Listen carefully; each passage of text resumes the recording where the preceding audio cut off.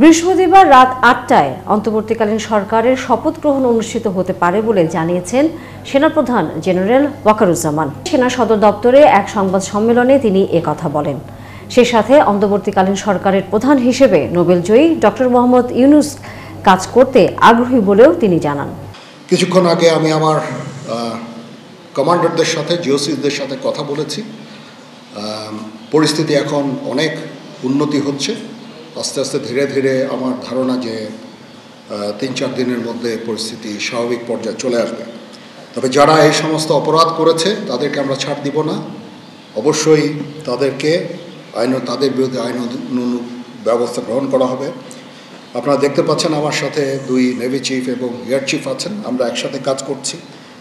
কিছুক্ষণ আগে আমার প্রফেসর ইউনূসের সাথেও কথা হয়েছে। ওনার সাথে কথা বলে আমার খুব ভালো লাগলো। আমার কাছে মনে হয়েছে উনি অত্যন্ত আগ্রহী এই কাজটা করার জন্য, এবং আমি নিশ্চিত যে উনি আমাদেরকে একটা সুন্দর গণতান্ত্রিক প্রক্রিয়ায় আমাদের নিয়ে যেতে সক্ষম হবেন এবং আমরা এ থেকে উপকৃত হব। আর আমি দেখলাম যে স্টুডেন্ট এবং ভলেন্টিয়ার্সরা অত্যন্ত চমৎকার কাজ করছে। যেহেতু এখন ট্রাফিক পুলিশ ছিল না, তারা ট্রাফিকিংয়ের কাজ করছে, বিভিন্ন রাস্তা পরিষ্কার করা, যে সমস্ত ভ্যান্ডালাইজেশন হয়েছে যে সমস্ত স্থাপনাগুলোতে, ওগুলোকে পরিষ্কার করা। আমরা অত্যন্ত আনন্দিত যে তারা এই ভালো কাজগুলো চালিয়ে যাচ্ছে।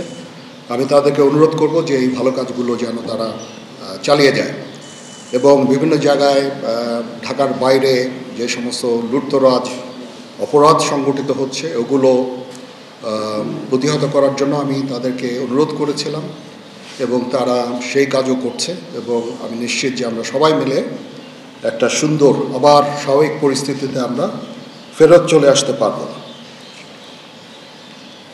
আপনারা জানেন যে আমরা কেয়ারটেকার গভর্নমেন্টের প্রধান ডক্টর ইউনূসকে আমরা নির্বাচন করেছি অনেক আলোচনা করে। আমরা নিজেদের মধ্যে অনেক আলোচনা করেছি এবং সমস্ত রাজনৈতিক নেতৃবৃন্দের সাথে, স্টুডেন্ট কোঅর্ডিনেটরদের সাথে আলোচনা করেছি। আমার সাথে নেভি চিফ এবং এয়ার চিফ ওনারাও ছিলেন এবং মহামান্য রাষ্ট্রপতির সাথে আমরা আলোচনা করেছি এবং আলোচনা করে আমরা সর্বসম্মতভাবে সম্মত হয়েছি এবং ওনার কাছে প্রস্তাব দিয়েছি চিফ অ্যাডভাইজার ডক্টর ইউনূসকে করার জন্য এবং উনি এখন আমাদের চিফ অ্যাডভাইজার।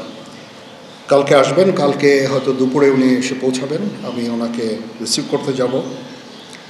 আমরা ওনাকে সর্বতোভাবে সহায়তা করব। আমি army chief, navy chief, air chief, এবং আমি নিশ্চিত যে উনি এই সমস্ত রাজনৈতিক দল এবং সবার কাছ থেকে সাহায্য সহযোগিতা পাবেন। স্টুডেন্ট ফোরাম, স্টুডেন্টস, এবং আমরা সবাই মিলে ওনাকে সাহায্য করব এবং আমি নিশ্চিত যে তাহলে উনি অত্যন্ত সফলভাবে ওনার এই কাজ সমাধা করতে সক্ষম হবেন। অনেক ধরনের গুজব চলছে। আমি জনগণকে আহ্বান করব এ ধরনের গুজবে যেন কান না দেয়। আমরা একটা চমৎকার পরিবেশে সুন্দরভাবে সবাই মিলে আমরা কাজ করে যাচ্ছি।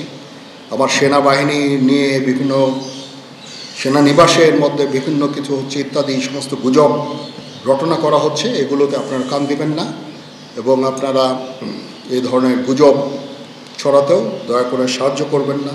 আমি জানি সবাই এটা ইচ্ছা করে করেন না, হয়তো আউট অফ প্যানিক আপনারা এটা করেন। এই জিনিসটা থেকে নিবৃত্ত থাকলে এটা ভালো হবে এবং আরেকজনকে কোনো নিশ্চিত না হয়ে কাউকে এ ধরনের কোনো খবর সংবাদ আপনারা দেওয়া থেকে বিরত থাকবেন, তাহলে এটা আমাদেরকে সাহায্য করবে।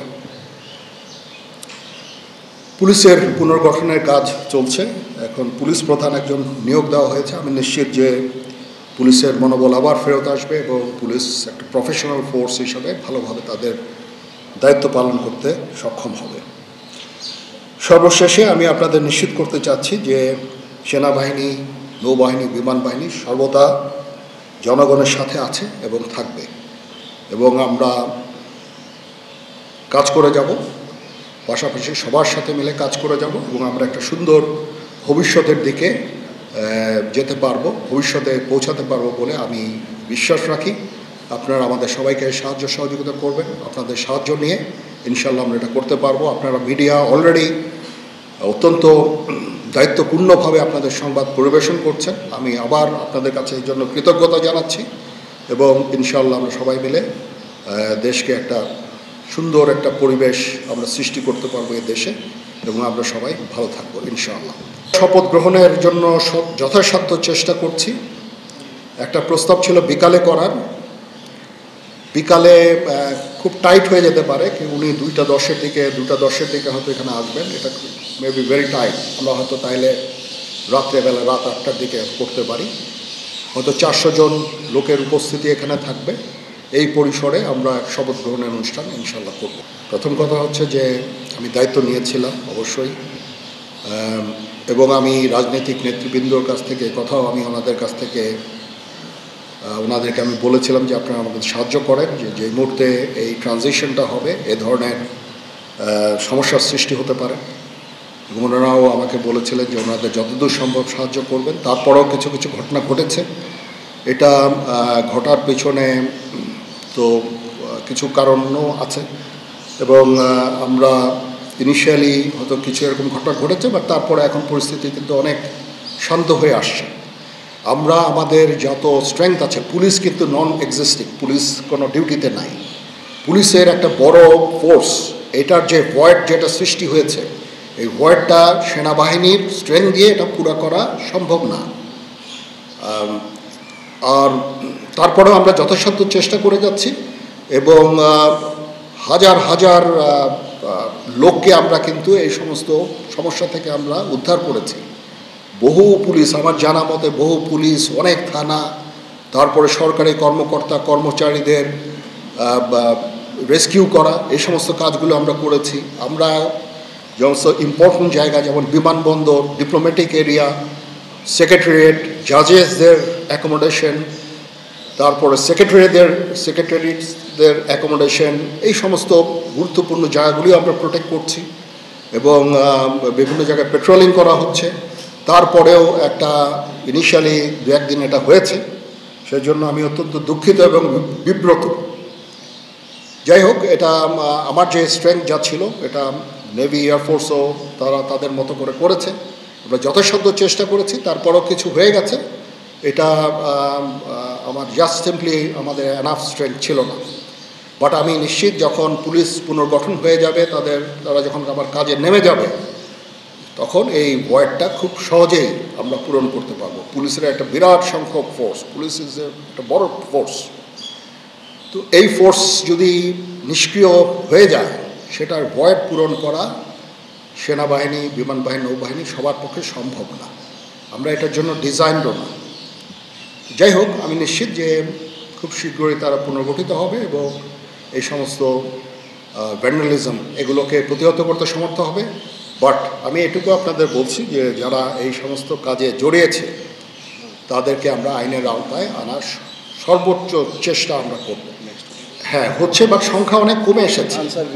1-2 দিন, প্রথম 1-2 দিনে যেটা হয়েছে সংখ্যা অনেক কমে এসেছে। আমরা আনসার ভিডিপিকেও কাজে লাগিয়েছি, এবং আমি তো বললাম যে ছাত্ররা আমাদের সাহায্য করছে বিভিন্ন গ্রামে গঞ্জে, তারা এই কাজগুলোর মাধ্যমে, তাদের উপস্থিতির মাধ্যমে আমাদের সাহায্য করছে, এবং বিএনসিসিকেও আমরা এটা করতে আমরা হয়তো এমপ্লয় করব এই কাজে।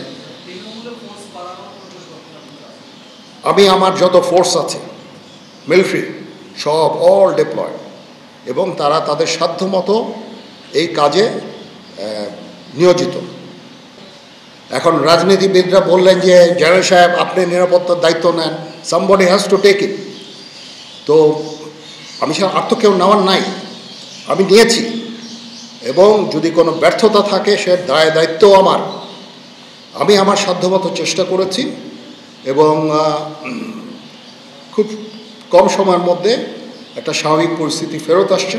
বাট আমাদের আরও অনেক কাজ করতে হবে ইনশাল্লাহ। আমাকে একটু সময় দেন, আমরা এই নর্মালসিতে নিয়ে চলে আসবো ইনশাল্লাহ। ওকে, সবাই ভালো থাকেন, সুস্থ থাকেন, আল্লাহ হাফেজ।